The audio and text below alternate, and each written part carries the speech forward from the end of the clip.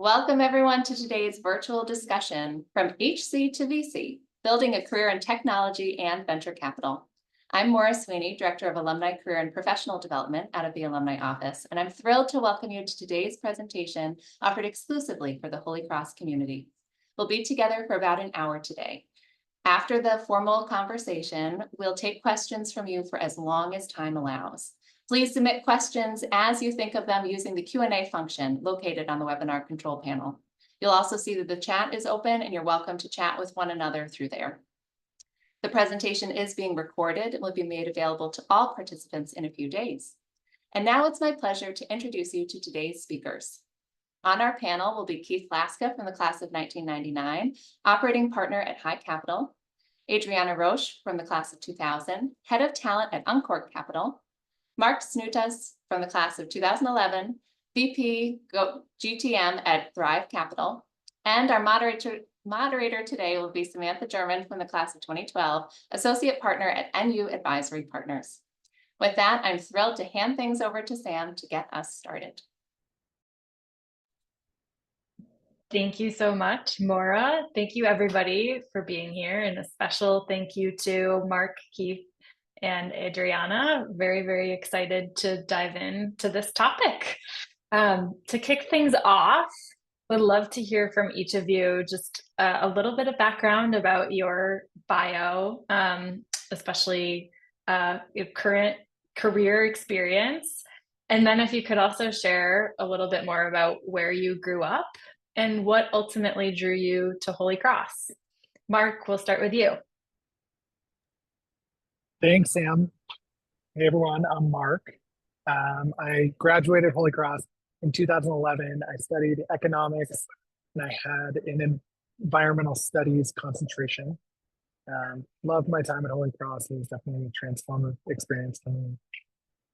Currently, I'm at a venture capital firm called Thrive Capital. Been at Thrive for about 2 years. And before Thrive, I was an operator. So I was at a company called HubSpot. I was there from 2014 to 2022, and the business grew from about 75 million to 2 billion in ARR while I was there. So I got to see a really interesting leg of growth. At Holy Cross, why did I choose it? So I went to boarding school before Holy Cross. I knew I wanted to play hockey in college, and I did my recruiting trip to play hockey at Holy Cross and just fell in love with everything about the people at Holy Cross and everything about the life on the hill. And I thought it was a really good blend of academics and athletics, and it just kind of felt right from the moment I stepped on campus. So felt like it was the right decision for me at the time, and I look back on it and it was definitely the right decision in hindsight too. Awesome. Keith, how about you? Hey guys, Keith Laska. I guess I'm the OG here, class of 1999. I started as a FIPper. I don't know if anybody knows what that is. It's the first year program for Holy Cross. All right, a couple FIPPers here. That's awesome. So I think I was the inaugural FIPper for Holy Cross. I was in the first year where the program was created in Hanselman. So that's when I joined up. I graduated with a degree, double degree in political science and French. I was convinced I was going to be a lawyer. That turned out not to be the case at all. But I did go in after Holy Cross, after graduating, to teach French and Italian at Phillips Exeter Academy before starting my tech career. I've lived internationally for 7 years in the UK, across Europe and Asia, and I've been a multiple-time tech CEO and CRO. I grew up in Southern Connecticut. I graduated from a Jesuit high school, Fairfield Prep, not too far from where I am today. And so I already had a strong element of Jesuit education before looking around. And when I saw Holy Cross, I applied early decision. Believe it or not, unlike today, it was the only college that I applied to. And I got in early decision, and I had my heart set in Holy Cross, and the rest is history. Love it. Thank you. Okay, last but not least, Adriana. Hi, everyone. I'm Adriana, and I am the head of talent at Uncork Capital. We invest at the seed stage, and my role is to work with our portfolio founders to help them with anything people related. And the reason I do this job is because my prior life before coming into VC, I was an operator on a number of tech companies. So I was at Google, Salesforce. I joined Dropbox when it was still very small, and that's where I got the startup bug, and I fell in love with the idea of tech startups. Then I went to be the head of people at a couple startups like Segment and Mural, and I realized that I really just enjoyed working with early stage founders. So that's what I'm doing right now. How did I find Holy Cross? It was really interesting. I grew up in Venezuela, and my dad was rude enough to move us to the United States the summer between my junior and senior year. You can imagine how disruptive that whole thing was. I had never heard of Holy Cross, but I was going to Wellesley High School, and I had gone through Jesuit education my whole life. And I remember the counselor there be like, well, yeah, you're applying to BC and Georgetown, but like, you should really think about Holy Cross. And since I had never heard of Holy Cross, I went to spend the night. I don't know if they still do them, but you get to spend the night and hang out with students there. And I just fell in love with it. I fell in love with the teachers. I remember Andrew Futterman in the psychology department, which is what I studied. Incredible. I really enjoyed all the people that I met there. It just felt like I really belonged from the second that I got there. So I really just had my heart set on it ever since I went to visit. Love it. You bring up a good point, Adriana, just about pivotal classes, teachers, mentors, internships, right? That may have really paved the way for your career moving in the direction that it has. Would love to hear more about that. You mentioned Andrew Futterman in the psych department. I remember him very well myself. Any specific classes or anything about your experience at Holy Cross that has really continued to be impactful as it relates to the way that you operate today? I think I took every single class that he taught because I just loved him, and I loved how he taught the classes, how he took an interest in his students. And what I really enjoyed was that he brought a practical point of view to all of his classes. It wasn't just the theoretical part of it.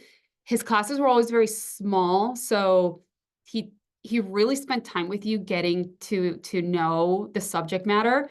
Now that I'm talking about, my favorite class was psychodiagnosis. It was a seminar, and we would meet and we would talk about a case study, and we would try to psychodiagnose the person to try to understand, what what the diagnosis would be with the DSM. And he was just so fun to be around. And we stayed in touch after I graduated. He helped write my recommendation letters for grad school. And I just felt like it was a pivotal experience. But honestly, I would say that most of the professors at Holy Cross were like that. They really just took an interest in their students. Any psychodiagnoses around some of the founders that you've worked with? I'm just kidding. You know, a little bit different. But my poor roommate at Holy Cross, I was like, I think you have this. And she's like, stop it.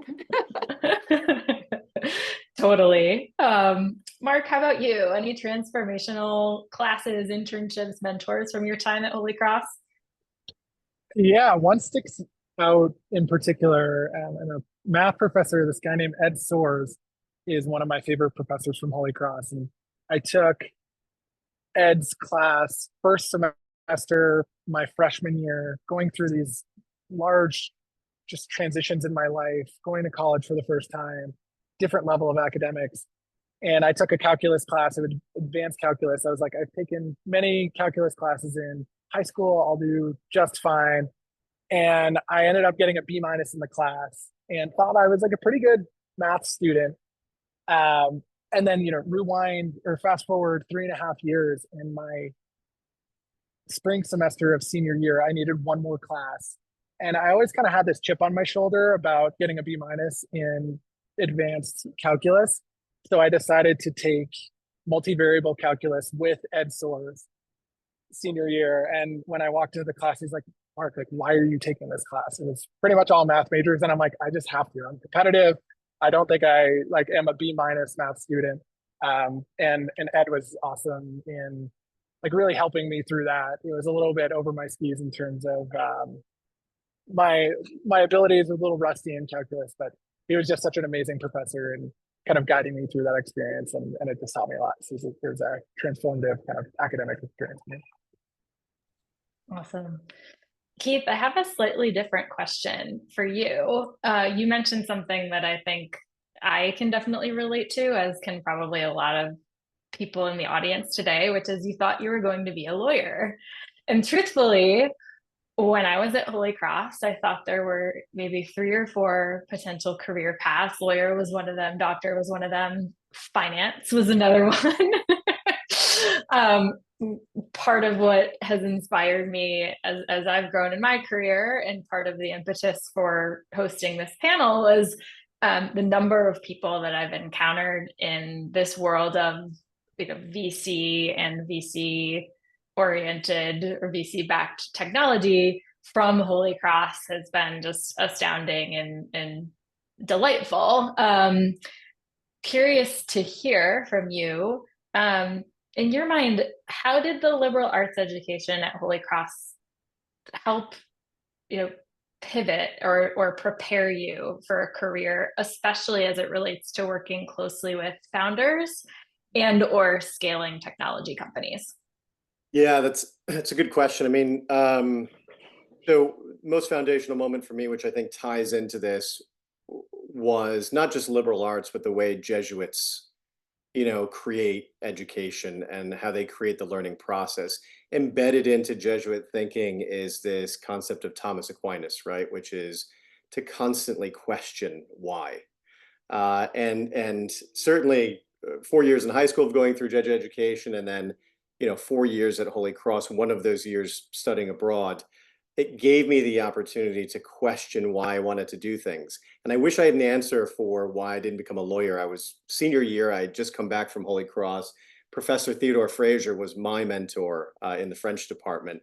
And I sat with him and I said, I'm going to be a lawyer. And he looked at me and laughed and he said, no, you're not. And I said, no, I am. I've been thinking about that since I was a child. He's like, you're definitely not. And he was absolutely right. I took the LSATs and drove home on the other side of the road and became a French teacher instead, right? But I think the way that the Jesuit frame of thought is when educating people, it's always about questioning why. It's not accepting specific answers. And I think when you get involved in venture capital, whether it be a venture studio, a venture capital model, or PE, whatever it happens to be, you are kind of breaking the mold on new opportunities.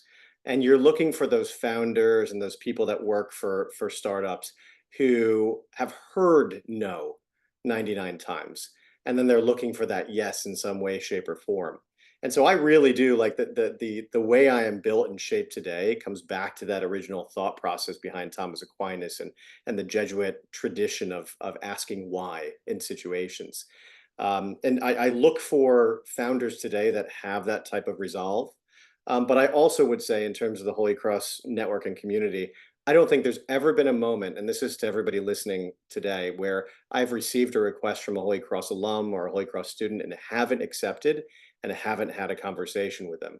The network is extremely strong inside the VC community, but generally speaking. So harnessing it is really, really important, and taking that step forward and pushing those boundaries in terms of expanding your network is really important too. Yeah, for sure. And I think we'll at some point make sure that all of the panelists' LinkedIn profiles are put into the chat so that attendees can connect. Adriana, I'll put that question to you, but from the point of view of you and I are play in the same worlds, right? And I know your career has been built on scaling companies from a people perspective, and then more recently with Uncork, advising founders as they think about building their teams and hiring great people.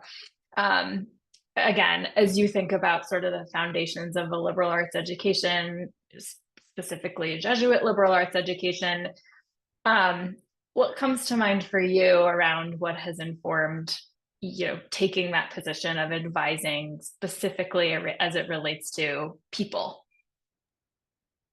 I think it's twofold. One is very similar to what Keith was talking about, right? It is a liberal arts education, especially the Jesuit one. It is all about thinking from first principles and not just taking things as they're given to you.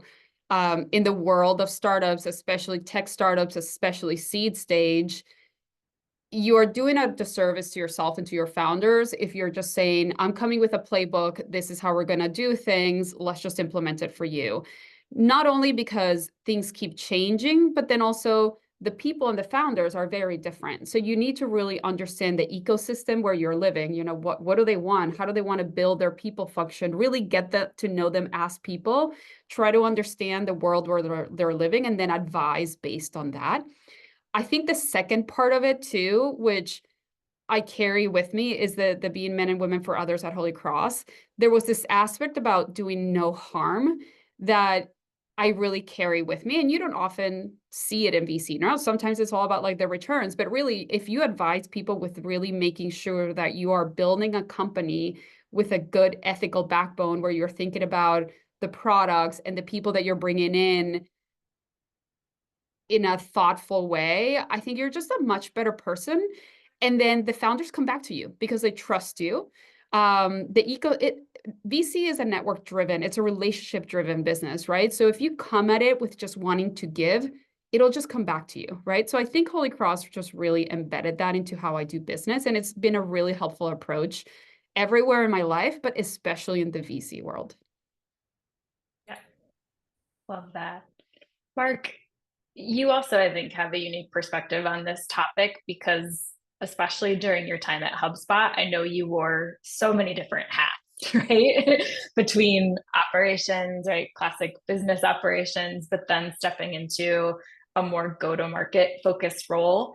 How do you think about this piece as it relates to, again, wearing all of those hats and having to think about the trade-offs around, working with different functional leaders, and at times code switching, right, internally as it relates to focusing on some of those different functional areas?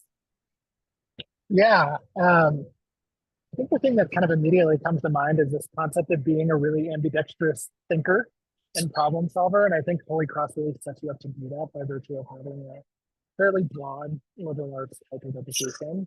And I feel like this helps with problem solving. Like you don't have as much of the hammer and a nail problem. Like you can really approach things from a first principles point of view and think about how to solve the problem in the right way. So I think my career and the way it's kind of played out across like so many different parts of a business is a direct function of my background at Holy Cross. Like feeling like, getting that experience of being in a multivariable calculus class, but then also studying things like Buddhism or art history. I think it just helps you think in different ways. And then I would also really echo what Adriana mentioned in the actual approach to work. And I think Holy Cross definitely helped to cement this idea of like adding an immense amount of value for the people that you're serving and working with. And like that doesn't only have to be true in an altruistic sense, but in the way that you actually approach your day-to-day work. And I think that's just the way I've always thought about going to work. Like, how can I add as much value as I can possibly add, whether it's working at a company or in the VC world? And if you can add an immense amount of value, I think things will like generally turn out to have positive outcomes for you. So I think that like men and women for others mentality is just one that like has had a huge impact on me, my life, and my career for sure. Yeah, love that. I know when we debriefed as a group headed into this conversation, that was a common theme that we all anchored around being really important and impactful to each of us as we've developed both personally and professionally. Keith, would love to hear about this, what the concept of men and women for others has meant to you and how that's been integrated into either your personal life or your professional life since graduating from Holy Cross.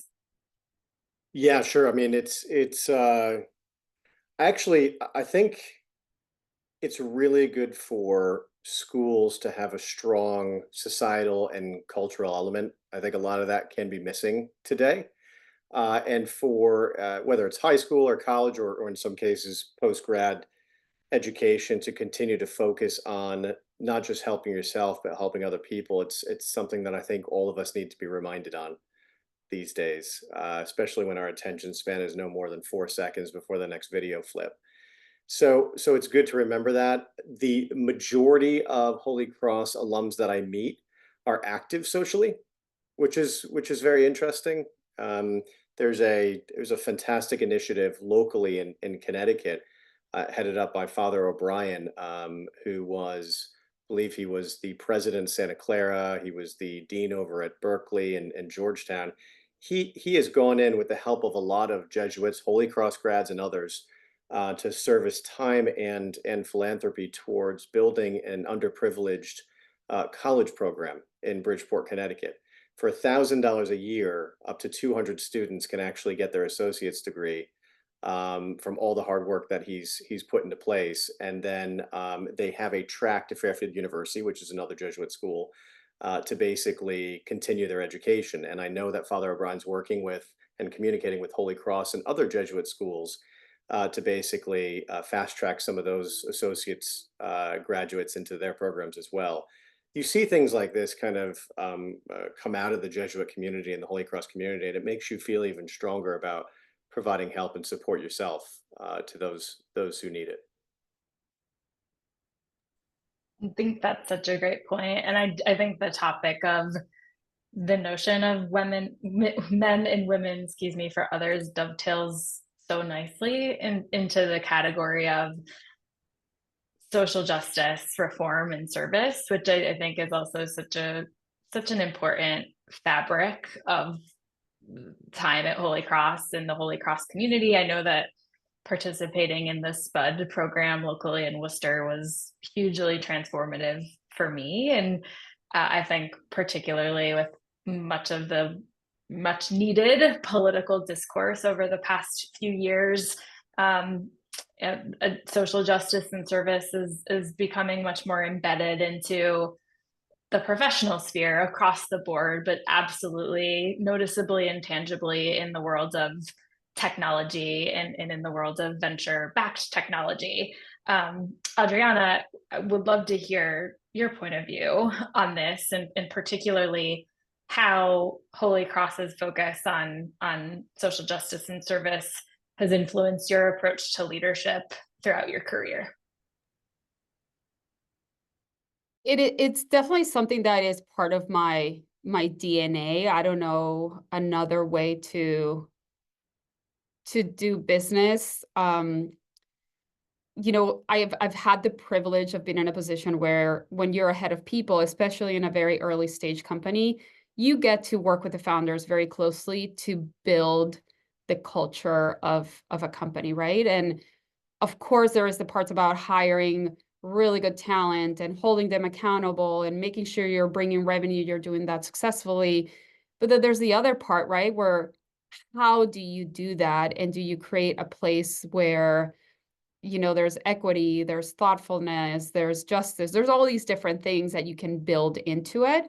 And I was lucky to be in a position to be able to influence that. And my Holy Cross experience just followed me to all of these roles, but then I was able really to apply it when I was ahead of people, right? And there's nothing that is more rewarding to me when people come up. Like this weekend it happened, I bumped into somebody from one of my startups who came up to me. He's like, I just remember being at this company so much, and it wasn't just amazing because the company did so well. It's just that we hired good people to be surrounded with that I just count as friends nowadays. And that's just so rewarding to be able to say that you had a little piece to do there. Love it. I'm looking in the chat, and we've had a couple of great questions in there into the Q&A section. I think that's a good segue to how did the Holy Cross Alumni Network play a role in your professional journey? And Keith, I think you've touched on this a little bit, but specifically parlaying that into any advice that you would give either current Holy Cross students or Holy Cross alum who are looking to pivot to a career in venture, about how to approach that or how to leverage the alumni network to do that. So Mark, I will turn that question over to you. Yeah, I think it's a great question. I probably don't have the best answer to it, but I'll say a few things. One is I think the Holy Cross Network is incredibly generous with their time. I know Keith mentioned this earlier, but if a Holy Cross student has reached out to me, I've never turned that down. If I've reached out to someone from Holy Cross, I've never been turned down. And I think that is an incredibly rare asset. And, my first job, I graduated from Holy Cross. I actually played minor league hockey for a year, and I was looking to get a quote unquote real job. And I had no experience. I was a college student, and I reached out to a investor who graduated from Holy Cross at a company that I wanted to work at. And he kind of got the wheels in motion. So the first job that I got in my career was a direct function of someone at Holy Cross helping me. So I would say, like, don't be shy. I've never seen anyone in the Holy Cross community turn someone else down. I'm sure it happens, but I haven't seen it just yet. So that's one. And then on the pivoting into VC, I think Adriana mentioned this, but it is such a relationship-based business that I do think leveraging connections and just learning what it is, like even before I got into VC from working at a software company, like I needed to learn what VC was, whether it was the right fit for me. And I think just leveraging a network, whether it's the Holy Cross network or some other network, to start to understand what that means is the best pathway to eventually launching a career in venture, if that's the path that you want to go down. But it is such a relationship-based business that I think leveraging those relationships is incredibly important. Keith, do you have anything to add to that? No, I just kept nodding when Mark was talking there because that was like, it was so good.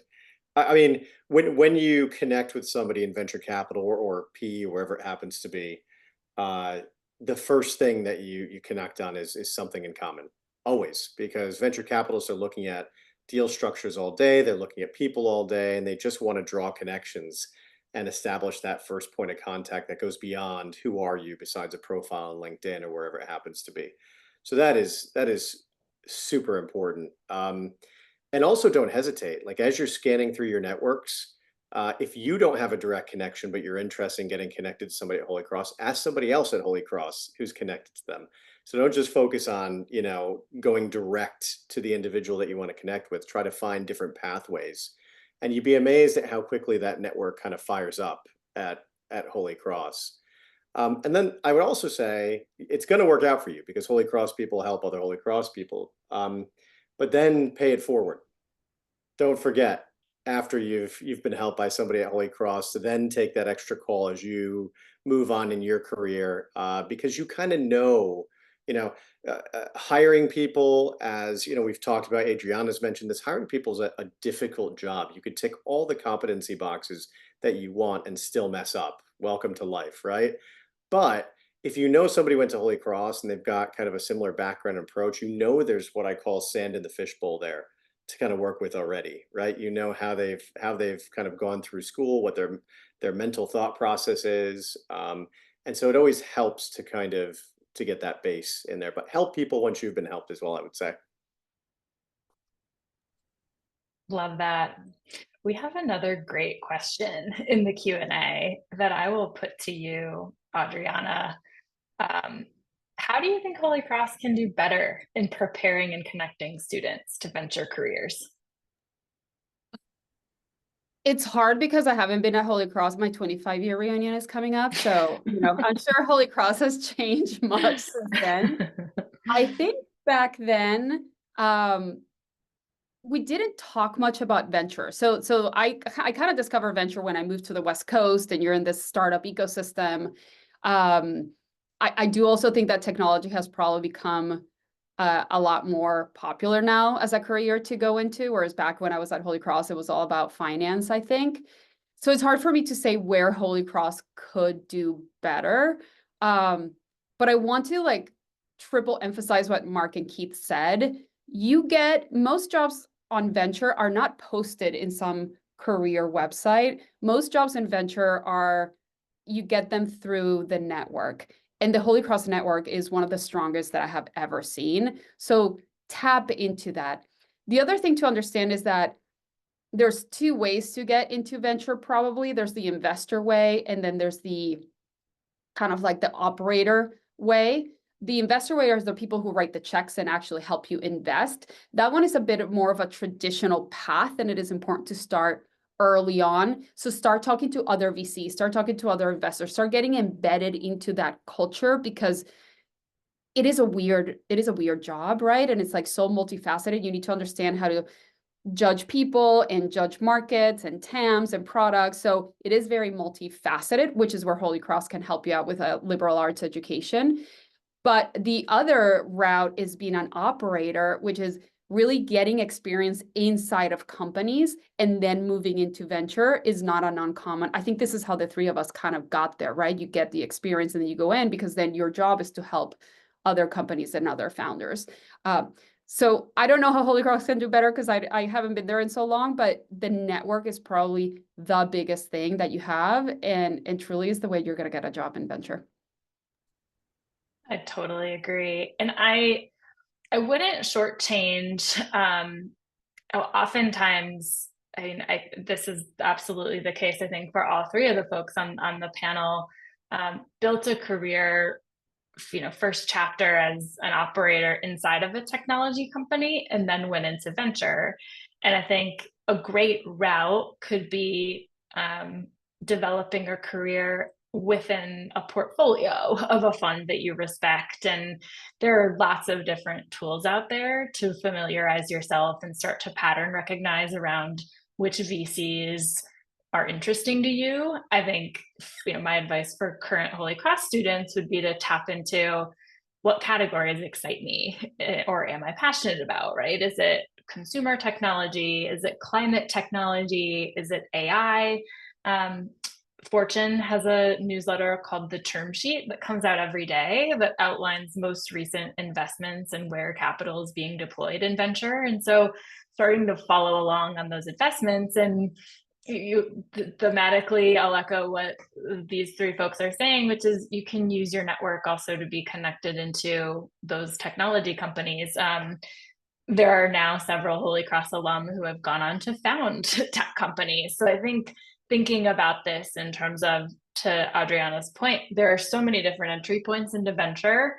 Sure, you can go the path of just getting a role within a VC, but I do think, going about it in terms of getting an operating role within a tech company could be wonderful. And then from there, your career could either continue to grow in that direction, or your goal from day one could be someday I want to be an investor at a VC. There's another great question, which is asking about basically how to understand various roles at a VC, both in terms of entry level and managerial levels. And I think there's some nuance here, because frankly, most, if not all, VCs are structured very differently. But Keith, if you could take a stab at just high level, how to help the panel attendees think about categorically how a VC is generally structured. Yeah, I'll veer off a little bit. Maybe Mark or Adriana want to talk about every firm's different. So I'm an operating partner at a company called High Alpha, and if you look at the investment kind of horizon, earliest stage possible, and then you're exiting as an IPO. So you've got kind of venture capital, private equity, public markets. A venture studio is like primordial soup. It's way at the beginning of the venture capital kind of race. And so my company, High Alpha, basically conceptualizes businesses from scratch. So there's a studio, we call it High Alpha Studio element, that has a whole bunch of researchers who come up with various ideas for companies and businesses. That research team then kind of validates and tests those ideas in the market, and they bring individuals in to kind of co-found these companies. And they've got kind of partial resources inside the company as well for HR, finance, design, marketing, to help companies kind of go from 0 to 1 in an accelerated way. That is a non-traditional venture capital model. There are venture studios around, but it's not overly traditional. There are operating partners. I'm an operating partner, so I support and advise the portfolio companies that are created. But then you have the partners in the company that really make the major decisions. And from a recruitment perspective, Adriana might want to double down on this as well, or click into it a little bit. A relationship directly with a partner is the fastest way to get an opportunity. If you have either worked with a partner before and been successful, or you have a direct relationship with a partner, that kind of sidesteps an enormous process for you if you're looking to go into a portfolio company or even become, an associate or an eventual partner. So that's me on the venture studio side, and then I'll probably hand it off to other structures that exist. Yeah, Mark, please feel free to jump in. Yeah, I can jump in. I think you did a great job there. Maybe the simple way that I think about it is in kind of three core pillars. You've got the investment pillar, and those are the people that are writing the checks, they're doing the deals, they're making an investment in the company. Typically, there's an associate, which is a earlier in career person who's doing due diligence on companies. And then, as Keith mentioned, a partner who's more senior, they're typically kind of signing off on those decisions. So that's the investment side. The second pillar is, sometimes they're called operating partners, or like at Thrive, we call it portfolio impact. Sometimes they're called platform teams, but they're typically ex-operators who are supporting portfolio companies and being successful and having that expertise and getting a group of people who kind of have seen around the corner already. And then the third pillar is more like G&A or back office, so finance, legal, all of those types of roles. That's the way that I've always thought about a venture firm, is kind of in those three core pillars. Adriana, anything to add there? No, 100%. That's Cool. I would definitely think of those three pillars. And then for an investor, I don't think you necessarily have to come like associate or like analyst, associate part. Like you don't have to go through that route. That is a path. You can also come from being an operator and then moving into being a VC. I would argue that's probably a better model, because a lot of the founders that I work with like to work with investors that have operated before because they've been through it. But one way to start getting into it is absolutely their relationships. Another way is just like, if you can, some sort of angel investing type work, right? Because then you kind of demonstrate that you have a good eye for companies as well. Great. We also had a question, and Keith, you answered it in the chat, so thank you, but I would like to put this to both Adriana and Mark and Keith, if there's anything else you want to layer on, which is any practical advice around different resources to stay current and up to date on the world of venture capital. So websites, blogs, podcasts, newsletters. Keith mentioned PitchBook, VentureBeat, following major VCs on LinkedIn and X. I mentioned the Fortune term sheet, which I really like. Crunchbase is great, but you do have to subscribe. But curious, Mark and Adriana, any other practical resources that you'd recommend to someone, maybe from the standpoint of just learning, right? Or something that is really palatable for someone familiarizing themselves with this world? I think all of the ones that you've mentioned make complete sense. When it's really funny, I thought I knew a lot about the VC world working on the startup side. And then when I came into VC, I realized I didn't know enough about the inner workings of it. So I started reading a lot and taking classes through NVCA. They really put up a lot of really good information on venture. They even have like a certificate that you can get where they help you figure out how to like write a term sheet and how to think about valuations if you really want to get into like the mechanics of it. So aside from everything Keith mentioned, that's another good avenue if you want to get a bit more technical on like how VCs work. Awesome. I have two resources. There's a book called Venture Deals. I read it before I started at a VC. I was coming from the operating side, moving to the VC side, and I wanted to make sure I at least kind of knew what I was talking about. And it gives kind of venture 101. So if you're just getting started, I would say that's a great resource. I also really love a podcast called Acquired. It's not specifically about venture capital, it's about businesses, but it's the co-hosts are two VCs who kind of talk about different businesses that you all know, like Costco, for example. There's a 3-hour episode on Costco and why Costco is such an amazing business.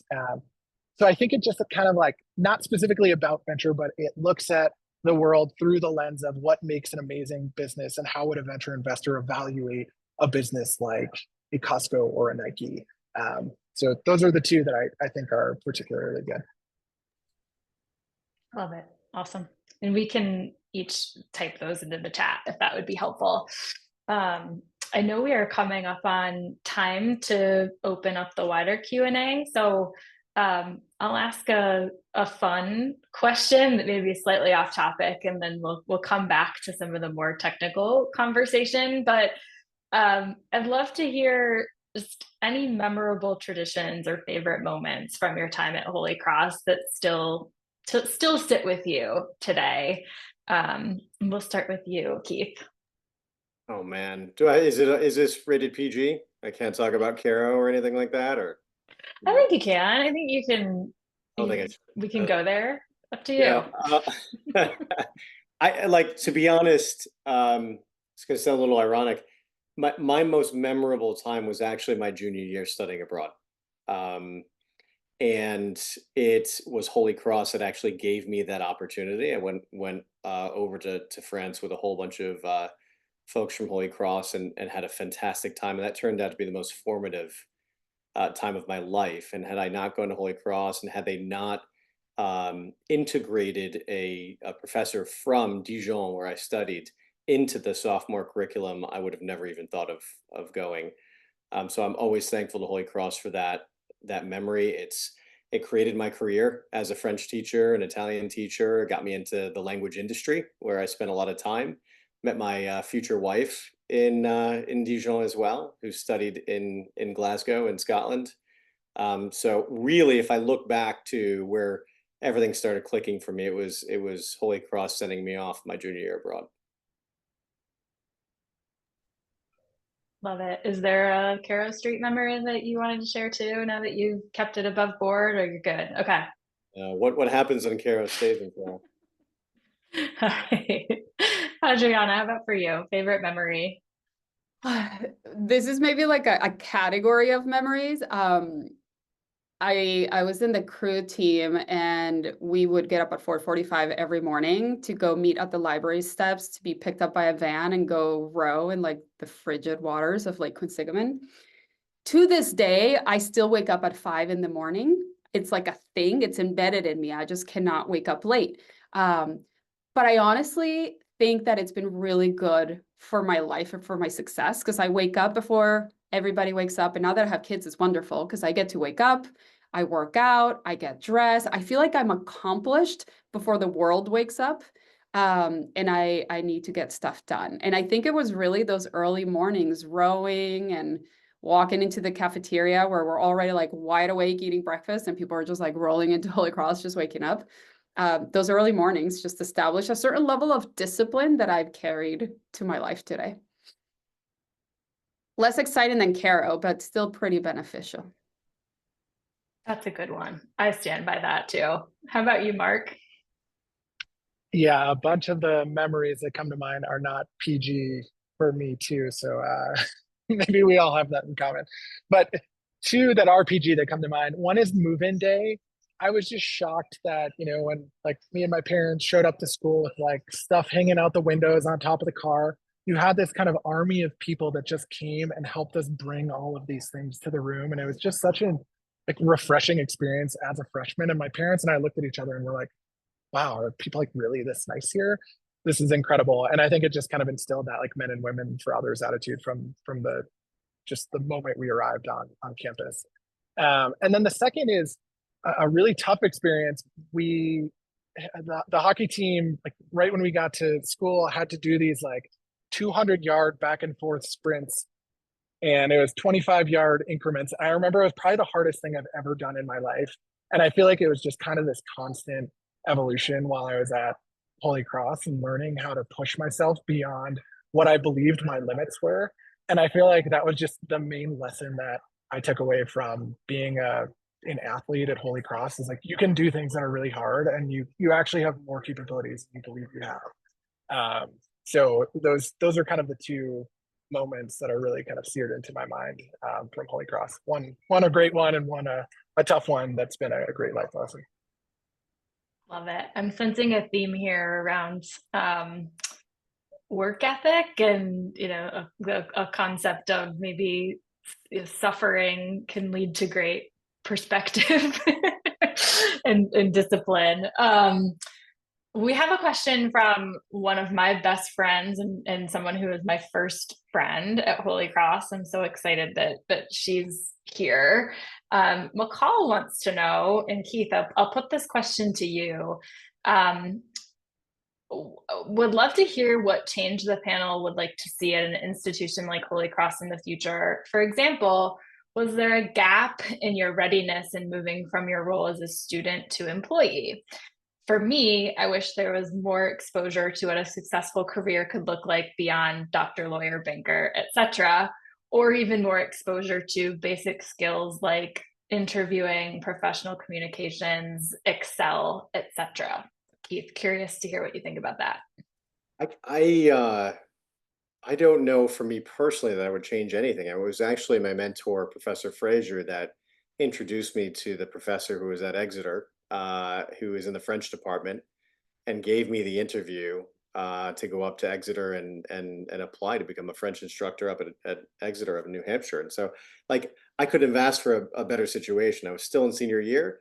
My mentor, Professor Frazier in the French department, said, "Go up and meet this individual," and I had a job offer literally before I graduated. So I would say, and I don't know how, it's been a little while to be fair, and so please do, audience, correct me if I'm off here, but I do feel if you're 21 years old and you've kind of selected your major and you probably have your mentors and those that are closer to you as professors, like partially your responsibility to kind of network with them as well and see what opportunities are available that they might be able to introduce you to, or their colleagues might be able to introduce you to as well. So it's a part of a give and take, right?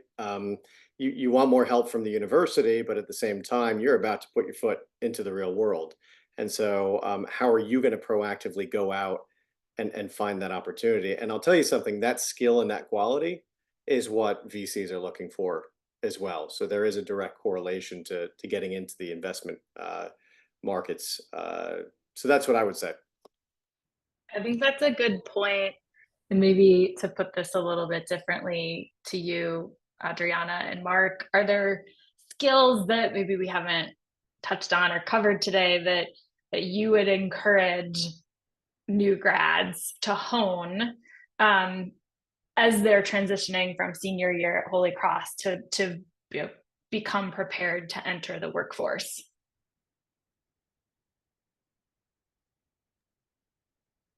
Yeah, I often joke that everybody should do 2 years at a consulting firm because they actually teach you practical skills that you would need in the workplace. And the skill, it is a bit of a joke, but it truly is something that is very helpful, which is kind of like taking us, if you think about the consulting interview, right? And it's this like weird riddle that they give you about like how many cars are there in the world.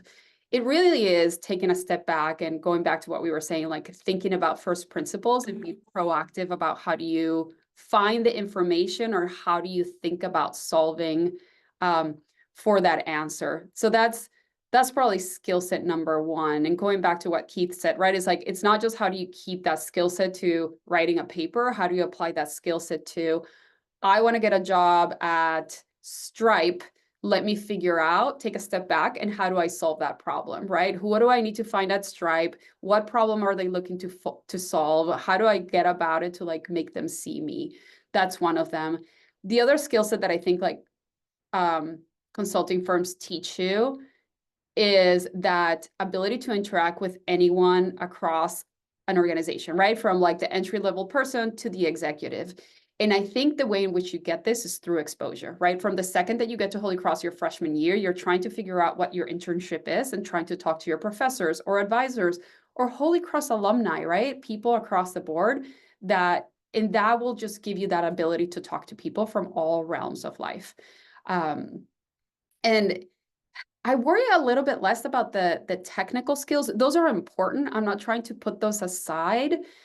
And this is going to sound a little bit cliche, but in a world of AI where everything's just changing so quickly, it is hard to keep up with the technical skills. So those are important, but hone in the soft skills, hone in like the ability to think critically, the ability to interact with people, the ability to build a network of folks. I think those are the things that really are going to help you not just get the job at the very beginning, but that keep going up the ladder and getting the jobs that you want. We have actually another question here that is a good segue to something that you just mentioned, Adriana, which is what should we do if there's a company or startup that we'd like to work at, but don't see any specific positions on their website that match experience, interest, or background?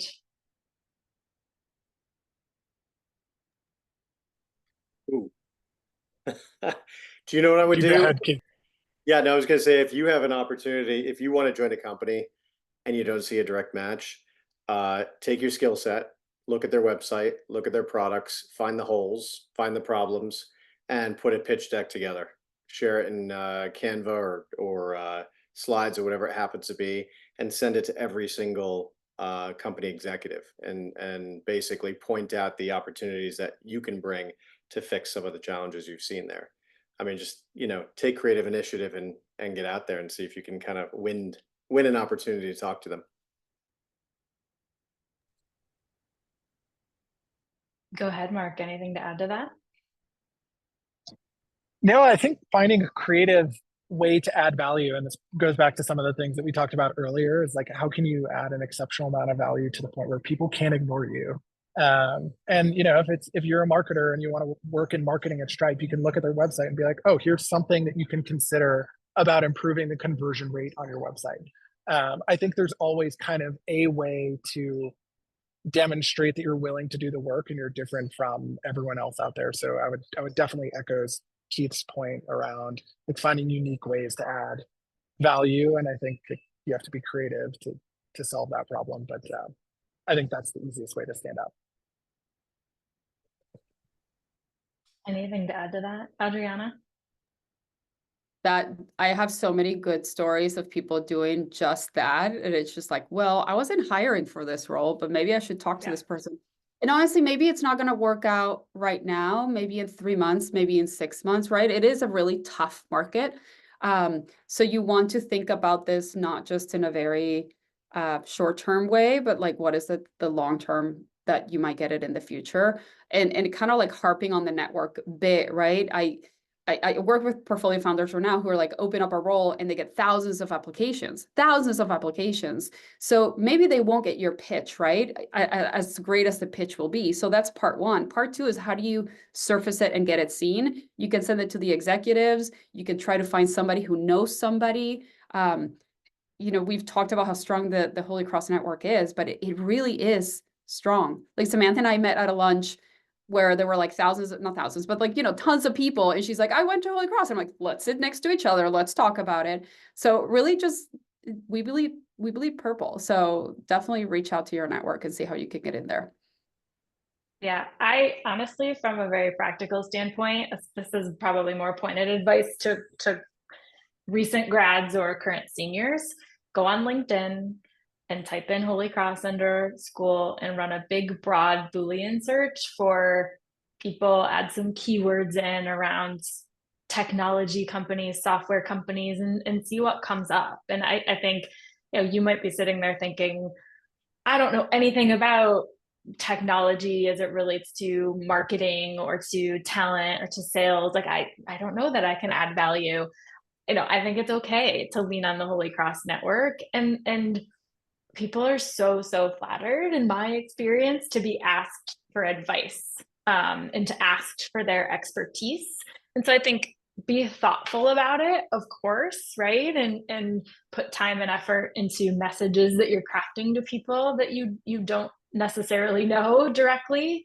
But I think in those cases, people are always excited to help, and if anybody wants to talk about that, please reach out to me. I'd be happy to help with that. We have a very specific question for you, Adriana, about how to get into angel investing. What is your advice around that? Oh gosh, I'm sure there's a lot of ways, but I can tell you about how I got into it, right? So I worked in HR my entire life, and I saw that the companies or the tech stack that I had to work with when I was at companies was horrible. It was like HR was the last thing that people thought about. So in my head, I said, I want to make sure to help myself and I want to help founders who are working in HR tech. So I found a group called PTP, People Tech Partners. And I saw that they help you find good companies that are doing HR tech and put you in touch with them. And then through them, then I started doing angel investing. I also started connecting with founders that were not part of this PTP. There's a company called Noetic that I partner with, and you just give advice to the founders. So maybe a good way is if there's something you're passionate about, right? Like fintech or climate tech or B2B SaaS, whatever it is that you're super passionate about, find the people or the groups of folks that are just in that ecosystem and start getting to know the market and figure out how you can add value. Because one of the reasons why they want your check is not just the money, it's also what kind of advice or connections will come with you. So if you find your particular niche that you're interested in and you can add value at, start investing in those organizations, and they're slowly, the world will open up to you. Awesome. I think we have time for one more question, and it's a good one. A great note to end on. Mark, I'll put this one to you first. How do you recommend maintaining relationships with people in the Holy Cross alumni network after talking with them for the first time? How do you continue to build the relationship and stay in touch? Yeah, I think it's a good question. I would say I don't know that I'm like the best at doing this myself. But I think it comes down to like, are there mutual areas of interest? And again, like I think there needs to be some sort of like mutual value exchange over time. You need to find ways to not only like ask people for things, but also like give back in some way. So I think that would look different for each specific relationship. But I think it comes down to like, one, do you really connect with that person? And are there like mutual interests that you can lean on? And then two, can you find creative ways to not only ask for like a coffee chat or what have you, but are there other ways that you can make their life easier or enrich it in some way through some value added activity rather than just kind of like asking for things? I think you need to get the balance of value right for it to be like a long-term and sustaining relationship. With that, we are at the top of the hour. I know there are a handful of questions that were awesome that we didn't necessarily get to. Maura did drop all of our LinkedIn profiles in the chat. So please do connect with all of us. And if you had questions that weren't answered, definitely reach out. Thank you so much to Mark, Keith, and Adriana. This was incredibly fun. Very meaningful on the eve of Holy Cross Homecoming for a legacy crusader like myself to get some quality time with some fellow alums. So thank you. And thank you so much to Maura and the Holy Cross Alumni Association for providing a platform for us all to connect. This has been wonderful. Well, I just want to thank all of you. Thank you, Sam, for bringing this idea forward and for moderating this panel. Thank you, Mark, Adriana, and Keith, for all of the great advice that you shared today. It's fabulous to hear other people touting the benefits of the Holy Cross Alumni Network. I see it every day in the work that I do. So I encourage you to follow their advice and reach out to everyone and keep Mark's point in mind. Everyone has something to give. You're not only in a position to take, everyone has something to give. So don't hesitate to offer. Thank you all so much for your time today. This has been recorded and I'll share that with everyone as soon as it's ready. Have a great rest of your day and we hope to see you back on the Hill sometime soon. If you can't make it in person, join us virtually. Take care, everyone.